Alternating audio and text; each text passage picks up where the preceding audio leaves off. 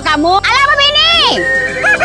Oh alala, aku ya Santiang. Kau dapat juara 1 gol. Sekarang kita sudah sampai di Bobo de Talang. Di dalam rangkaian acara Festival Lima Danau ini juga ada lomba kuku ayam melengge. Lah 39 tahun madam, Iko pertama kali madam mencari adolo lomba ayam kiro guys.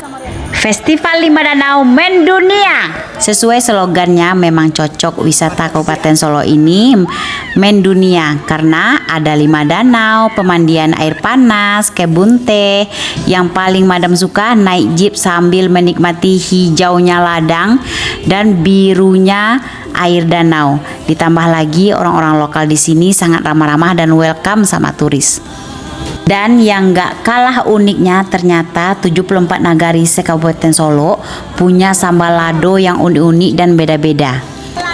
Madam berkesempatan menjadi juri lomba sambal lado 74 nagari se-Kabupaten Solo.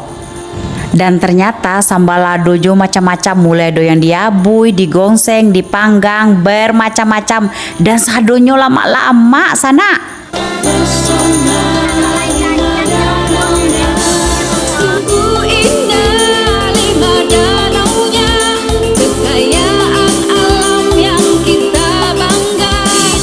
Sekali lagi madam sangat terharu dengan semangat ibu-ibu di sini.